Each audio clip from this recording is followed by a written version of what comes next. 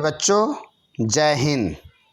आज हम लोग यूपी बोर्ड क्लास 12 और सब्जेक्ट हमारा है सिविक्स के तहत नियोजित विकास की राजनीति नामक चैप्टर के सभी प्रकार के प्रश्नों को हल करेंगे। सर्वप्रथम हम लोग अति लघु उत्तरीय प्रश्नों को हल करेंगे। पहला प्रश्न, सार्वजनिक क्षेत्र में क्या दोष पाए जाते हैं? तो सार्वजनिक उत्तर में आप लिखेंगे सार्वजनिक क्षेत्र के कर्मचारियों में अनुशासनहीनता, कार्यकुशलता में कमी तथा उत्तरदायित्व की कमी पाई जाती है। अगला प्रश्न है, भारत में कैसी अर्थव्यवस्था पाई जाती है? तो भारत में मिश्रित अर्थव्यवस्था पाई जाती है, यानी भारत की अर्थव्यवस्था में पूंजीवाद और साम्यवाद दोनों का मिश्रण पाया जाता है। हरित क्रांति की पद्धति के मुख्य तत्व कौन से हैं? उत्तर, हरित क्रांति की पद्धति के मुख्य तत्व कृषि का निरंतर विस्तार, दोहरी फसल का उद्देश्य तथा अच्छे बीजों का प्रयोग करना है। अगला प्रश्न, हरित क्रांति की आलोचना किस आधार पर की जाती है? उत्तर, हरित क्रांति का लाभ केवल कुछ क्षेत्रों को ही मिलता है। अगला प्रश्न है, वामपंथी विचारधारा से आप क्या समझते हैं अथवा वामपंथ क्या है? तो वामपंथी विचारधारा गरीब और पिछड़े सामाजिक समूह की तरफदारी करते हैं और इनको लाभ पहुंचाने वाली सरकारी नीतियों का समर्थन करते हैं। दक्षिणपंथी विचारधारा से आप क्या समझते हैं? तो दक्षिणपंथी विचारधारा खुली प्रतिस्पर्धा और बाजार उन्मुख अर्थव्यवस्था को प्रेरित करती है। इस विचारधारा के अनुसार सरकार को अर्थव्यवस्था में अनावश्यक हस्तक्षेप नहीं करना चाहिए। अगला प्रश्न, भारत के नीति आयोग का पदेन अध्यक्ष कौन होता है? उत्तर, भारत का प्रधानमंत्री। बॉम्बे प्लान क्या था? उत्तर, 1944 में भारतीय उद्योगपतियों का एक समूह बॉम्बे में एकत्र हुआ। इस बैठक में इन उद्योगपतियों ने नियोजित अर्थव्यवस्था चलाने का एक संयुक्त प्रस्ताव तैयार किया। इसे ही बॉम्बे प्लान के नाम से जाना जाता है। अगला प्रश्न, जनवरी 2015 में योजना आयोग को समाप्त करके उसके स्थान पर किस नए आयोग की स्थापना की गई? तो नीति आयोग की स्थापना। किस आयोग की स्थापना की गई? नीति आयोग की स्थापना की गई। अगला प्रश्न है, नियोजित विकास का क्या अर्थ है? तो नियोजित विकास का अर्थ कम से कम व्यय द्वारा उपलब्ध साधनों का प्रयोग करते हुए पूर्व निश्चित लक्ष्य को प्राप्त करना है। अगला प्रश्न, बजट का क्या अर्थ है? तो बजट यानी सरकारी आय व्यय का सालाना विवरण ही बजट कहलाता है। अगला प्रश्न है, बैंकों का राष्ट्रीयकरण कब किया गया? तो 1969 यानी 14 जुलाई 1969 को किया गया। अगला प्रश्न, जमींदारी व्यवस्था के समाप्त होने पर कोई एक लाभ लिखें। उत्तर, जमींदारी व्यवस्था समाप्त होने से किसानों का शोषण बंद हो गया। प्रश्न है, the milk man of India के नाम से कौन लोकप्रिय था? तो डॉक्टर वर्गीज कुरियन। डॉक्टर वर्गीज कुरियन को ही the milk man of India कहा जाता है। क्योंकि इन्होंने दुग्ध क्रांति का प्रचलन भारत में किया था। या दुग्ध क्रांति लाने वाले वो कौन से वैज्ञानिक हैं? तो वर्गीज कुरियन साहब। अगला क्वेश्चन है, पीसी महालनोबिस कौन थे? तो पीसी महालनोबिस एक प्रसिद्ध वैज्ञानिक एवं सांख्यिकीविद थे। वह दूसरी पंचवर्षीय योजना के योजनाकार थे। हरित क्रांति किस दशक में हुई? तो हरित क्रांति 1960 के दशक में हुई। मिश्रित अर्थव्यवस्था क्या है? भारत में मिश्रित अर्थव्यवस्था अस्तित्व में है। इसमें उत्पादन के दो क्षेत्र होते हैं, सरकारी और निजी क्षेत्र। अगला प्रश्न, प्रथम पंचवर्षीय योजना का कार्यकाल क्या था? तो प्रथम पंचवर्षीय योजना का कार्यकाल 1951 से 1956 तक था। भारत में नियोजन के किन्हीं दो उद्देश्यों का उल्लेख कीजिए। तो दो उद्देश्य हैं, भूमि सुधार कर कृषि क्षेत्र और खाद्यान्न उत्पादन में वृद्धि करना। अब विदेशों से खाद्यान्न आयात पर निर्भरता को समाप्त कर खाद्यान्न उत्पादन में आत्मनिर्भरता प्राप्त करना। लघु उत्तरी प्रश्न, हरित क्रांति के किन्हीं दो लाभों का उल्लेख कीजिए। तो पहला लाभ है उत्पादन में रिकॉर्ड वृद्धि। हरित क्रांति की सबसे बड़ी सफलता ये थी कि इसमें भारत में रिकॉर्ड पैदावार हुई। 1978-79 में भारत में लगभग 131 मिलियन टन गेहूं का उत्पादन हुआ था। दूसरा लाभ क्या है, फसल क्षेत्रों में वृद्धि। हरित क्रांति के परिणाम स्वरूप भारत में फसल क्षेत्र में व्यापक वृद्धि हुई। लघु उत्तरी प्रश्न अगला है, हरित क्रांति की कोई दो असफलताएं या सीमाएं लिखिए। तो दो असफलताएं या सीमाएं इस प्रकार से हैं, हरित क्रांति के कारण भारत में चाहे खाद्यान्न संकट समाप्त हो गया हो, परंतु वह थोड़े समय के लिए ही था। आज भी भारत में खाद्यान्न संकट पैदा हो जाता है। दूसरा, हरित क्रांति की सफलता पूरे भारत में न होकर केवल उत्तरी राज्यों में ही दिखाई पड़ती है, विशेषकर पंजाब, हरियाणा और पश्चिमी उत्तर प्रदेश। भारत में अब तक कितनी पंचवर्षीय योजनाएं लागू की जा चुकी हैं? उत्तर, भारत में 12 पंचवर्षीय योजनाएं लागू हो चुकी हैं। अंतिम पंचवर्षीय योजना 12वीं जिसका कार्यकाल 2012 से 2017 था। सन 2015 में मोदी सरकार ने योजना आयोग के स्थान पर नीति आयोग का गठन किया। इसके साथ ही पंचवर्षीय योजनाएं समाप्त हो गईं तथा 5 वर्षीय सुरक्षा योजनाएं तथा 3 वर्षीय कार्य योजनाएं लागू की गईं। प्रश्न है, हरित क्रांति से आप क्या समझते हैं, अथवा हरित क्रांति पर एक संक्षिप्त टिप्पणी लिखिए, अथवा हरित क्रांति क्या है? उत्तर, हरित क्रांति से अभिप्राय कृषि उत्पादन में होने वाली उस भारी वृद्धि से है जो कृषि की नई नीति अपनाने के कारण हुई है।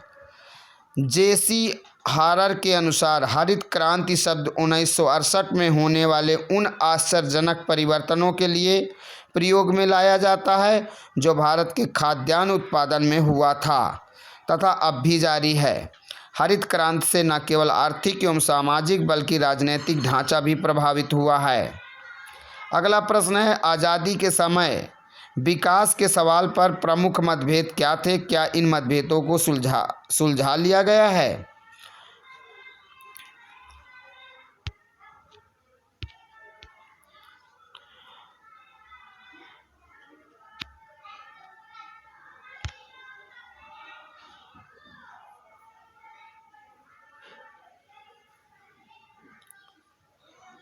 अगला प्रश्न हमारा है, हरित क्रांति की दिशा में प्रोत्साहन देने के लिए भारत सरकार द्वारा अपनाई गई रणनीति का वर्णन कीजिए। तो हरित क्रांति पद्धति के मुख्य रूप से 3 तत्व थे। प्रथम, कृषि का निरंतर विकास। द्वितीय, दोहरी फसल का उद्देश्य तथा तृतीय बात यह है कि अच्छे बीजों का प्रयोग किया जाना। और तीसरी पंचवर्षीय योजना में हरित क्रांति के प्रोत्साहन के लिए विशेष जोर दिया गया। तीसरी पंचवर्षीय योजना में अच्छी किस्म के बीजों पर ध्यान दिया गया, सिंचाई के साधनों का विस्तार किया गया, किसानों को कृषि के विषय में और अधिक शिक्षित किया गया। भारत में हरित क्रांति के कुछ अच्छे परिणाम सामने आए। हरित क्रांति की सबसे बड़ी सफलता ये थी कि इससे भारत में रिकॉर्ड पैदावार हुई। अगला प्रश्न है, नियोजन का अर्थ बताइए। वर्तमान समय में नियोजन का विशेष महत्व है। नियोजन से अभिप्राय किसी कार्य को व्यवस्थित ढंग से करने के लिए तैयारी करना है। कुछ विशेष उद्देश्यों की प्राप्ति के लिए विधि निर्धारित करना ही नियोजन कहलाता है। हडसन ने नियोजन की परिभाषा देते हुए कहा है कि भावी कार्यक्रम के मार्ग को निश्चित करने के लिए आधार की खोज ही नियोजन है। मिलेट के अनुसार प्रशासकीय कार्य के उद्देश्यों को निर्धारित करना तथा उनकी प्राप्ति के साधनों पर विचार करने को नियोजन कहते हैं। हैरिस के शब्दों में आय तथा कीमत के संदर्भ की गति में साधनों के बंटवारे को प्रायः नियोजन कहते हैं।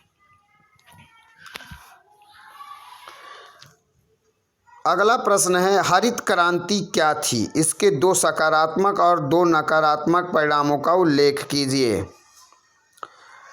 उत्तर, हरित क्रांति की शुरुआत 1966-67 में हुई थी। इसके दौरान कृषि में क्रांतिकारी परिवर्तन आए। इस क्रांति से रासायनिक उर्वरकों, कीटनाशक दवाइयों, उन्नतशील बीजों, आधुनिक कृषि उपकरण, अब विस्तृत सिंचाई परियोजनाओं आदि के प्रयोग को बढ़ावा मिला और खरीफ की फसल के साथ ही एक नए युग की शुरुआत हुई, जिसे हरित क्रांति के नाम से जाना जाता है। हरित क्रांति से फसलों के उत्पादन में अपार वृद्धि हुई। फसल की उन्नत किस्मों की उत्पादन शुरू हुआ। खेतिहर मजदूरों के लिए रोजगार के अवसर उत्पन्न हुए। व्यवसायों को बढ़ावा मिला। किसानों को उचित सुविधाएं मिली। साथ ही आधुनिक उपकरणों का इस्तेमाल प्रारंभ हुआ। हरित क्रांति के 2 सकारात्मक परिणाम। पहला, उत्पादन में वृद्धि से देश खाद्यान्न के मामले में आत्मनिर्भर हो गया। गेहूं, चावल, आलू आदि के संबंध में बड़े प्रभावशाली परिणाम प्राप्त हुए। उन्नत किस्म के बीजों जैसे कल्याण, लरमा, राजो और सोनारा से गेहूं की पैदावार बढ़ाने में सहायता मिली, जिससे अनाज की कीमतों में कमी आई। समाज के निचले वर्गों ने राहत की सांस ली। दूसरा जो सकारात्मक पहलू, नई टेक्नोलॉजी अपनाने से रोजगार अवसरों में भी वृद्धि हुई। कई क्षेत्रों में तो एक फसल की अपेक्षा 2 फसलें बोई जाने लगी थी। फलस्वरूप ज़्यादा कृषि मजदूरों की आवश्यकता थी। अब इसके कुछ जो है यानी हरित क्रांति के 2 नकारात्मक परिणाम। पहला है, इसके परिणाम स्वरूप क्षेत्रीय असमानताएं बढ़ी। आधुनिक टेक्नोलॉजी का लाभ केवल उन क्षेत्रों को मिला जो पहले से ही संपन्न थे और जहां सिंचाई की उचित सुविधाएं थी, जैसे पंजाब, हरियाणा और पश्चिमी उत्तर प्रदेश। दूसरा नकारात्मक पहलू है, ग्रामीण क्षेत्रों में भी असंतुलन उत्पन्न हुआ। छोटे किसान जिनके वित्तीय साधन सीमित थे, नई टेक्नोलॉजी को नहीं अपना सके। इस प्रकार ग्रामीण इलाकों में एक ओर तो धनी कृषक वर्ग का उदय हुआ और वहीं दूसरी ओर किसानों का एक बड़ा भाग अब भी गरीबी का जीवन व्यतीत कर रहा है।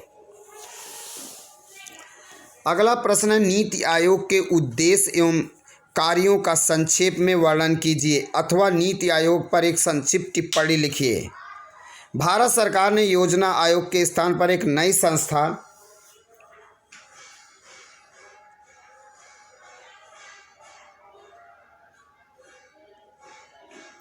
नीति आयोग यानी राष्ट्रीय भारत परिवर्तन संस्था की स्थापना की। यह संस्था 1 जनवरी 2015 को अस्तित्व में आई। प्रधानमंत्री इसका पदेन अध्यक्ष होता है तथा उपाध्यक्ष पद पर किसी अर्थशास्त्री की नियुक्ति की जाती है। नीति आयोग के उद्देश्य, ये मानते हुए कि मजबूत राज्य एक मजबूत राष्ट्र बनाते हैं, संघीय सहभागिता की भावना को बढ़ाने के लिए राज्यों को निरंतर संरचित समर्थन तंत्र के माध्यम से सहयोग प्रदान करना।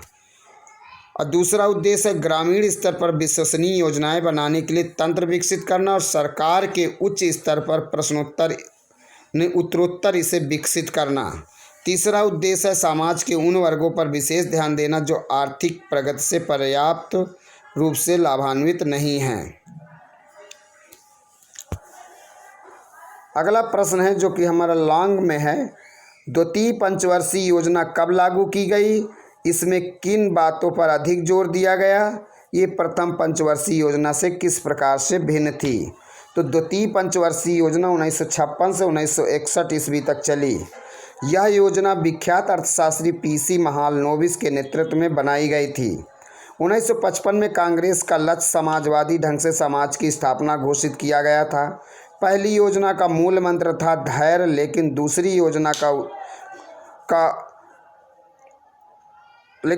योजना की कोशिश तेज गति से संरचनात्मक बदलाव करने की थी। इसके लिए यथासंभव दिशा में परिवर्तन की बात तय की गई थी। सरकार ने देसी उद्योगों को संरक्षण देने के लिए आयात पर भारी शुल्क लगाया।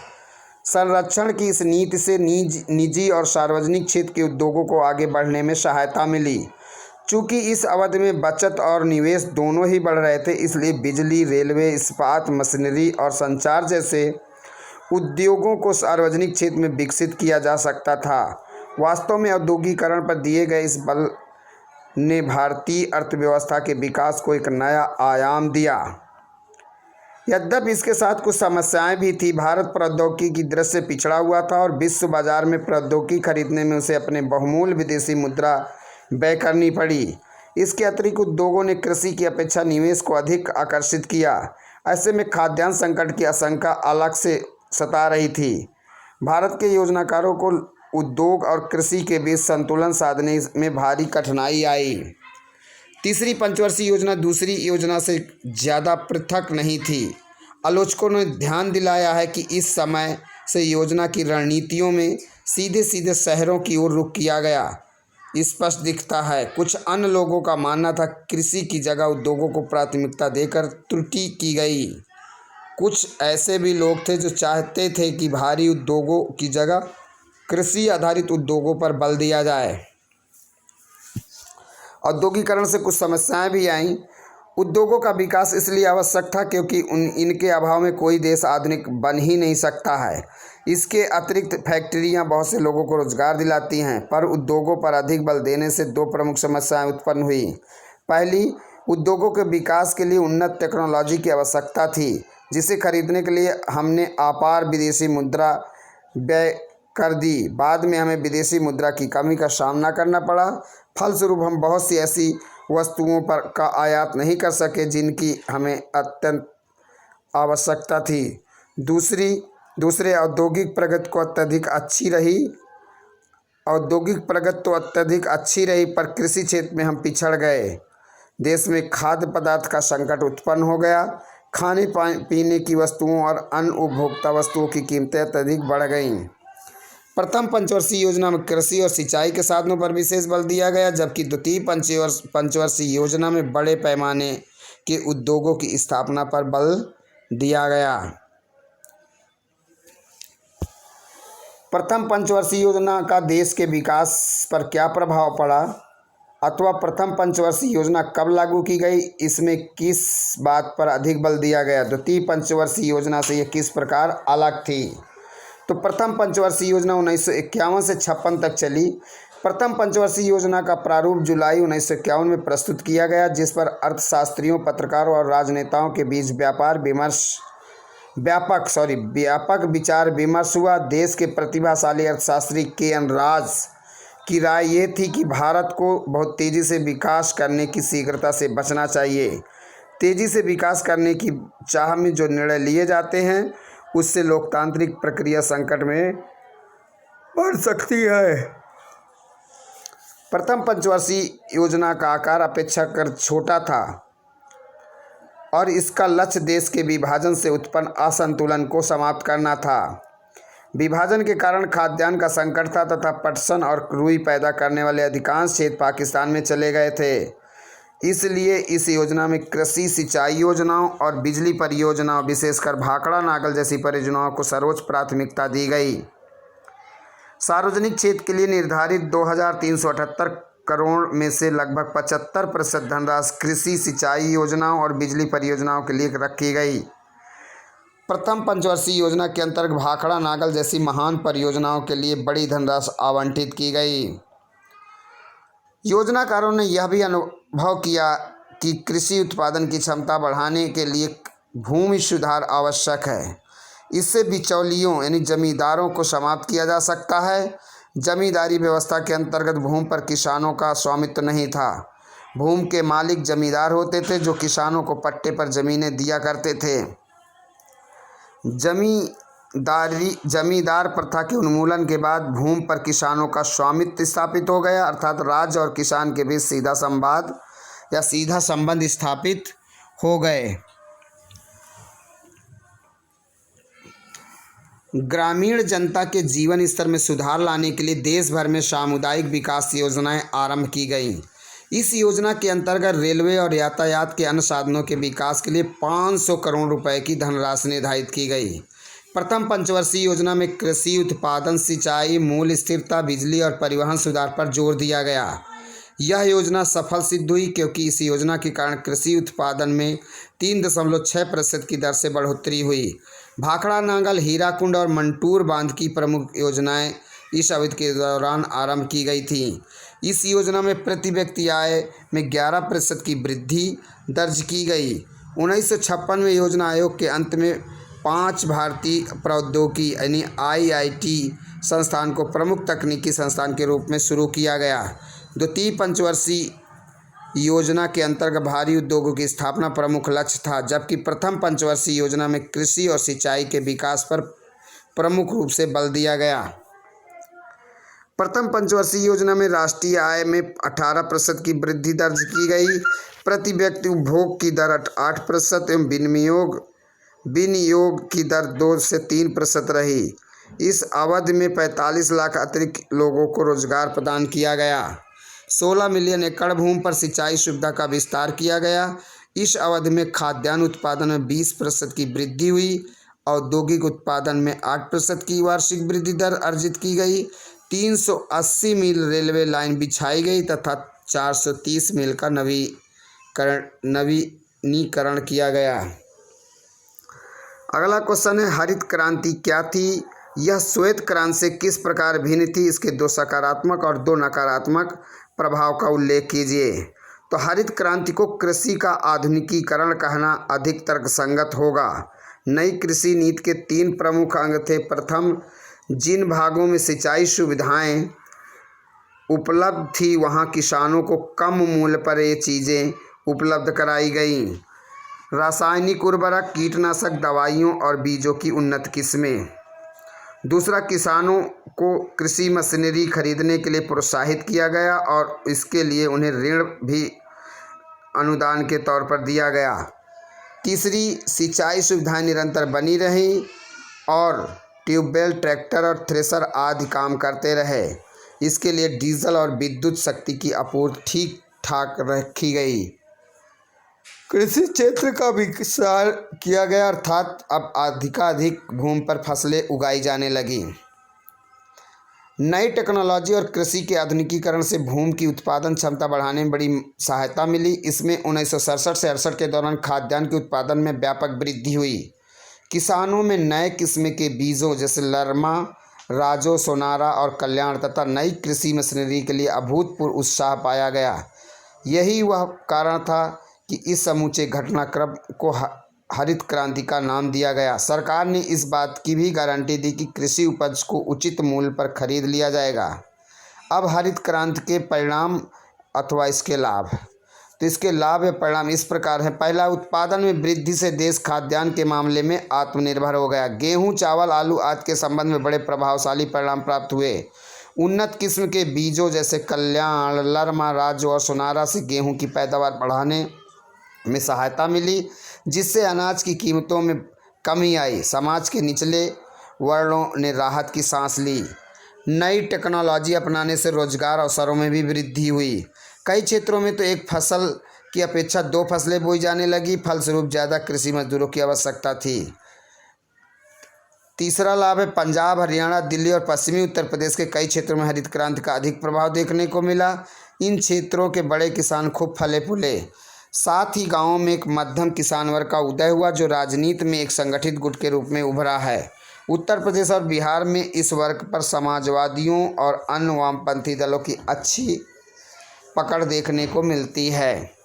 अगला है लाभ हमारा, कृषि यंत्रों का उत्पादन करने वाले उद्योगों का विस्तार हुआ। ट्रैक्टर, हार्वेस्टर, फसल काटने वाली मशीनें, सीड ड्रिल यानी बीज बोने वाली मशीनें तथा गेहूं को लादने वाली मशीनें बड़ी मात्रा में बनाई गईं। अब हरित क्रांति की कुछ कमियां इस प्रकार हैं। पहला, इसके परिणाम स्वरूप क्षेत्रीय असमानताएं बढ़ी। आधुनिक टेक्नोलॉजी का लाभ केवल उन क्षेत्रों को मिला जो पहले से ही संपन्न थे और जहां सिंचाई की उचित सुविधाएं थी, जैसे पंजाब, हरियाणा और पश्चिमी उत्तर प्रदेश। दूसरा नुकसान है, ग्रामीण क्षेत्रों में भी असंतुलन उत्पन्न हुआ। छोटे किसान जिनके वित्तीय साधन सीमित थे, नई टेक्नोलॉजी को नहीं अपना सके। इस प्रकार ग्रामीण इलाकों में एक ओर तो धनी कृषक वर्ग का उदय हुआ और दूसरी ओर किसानों का एक बड़ा भाग अब भी गरीबी का जीवन व्यतीत कर रहा था।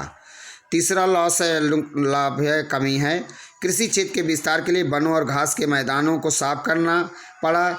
इससे अनेक जीव जंतु या तो विलुप्त हो गए या फिर विलुप्त हो जाने के कगार पर थे। फलस्वरूप पर्यावरण और प्राकृतिक संतुलन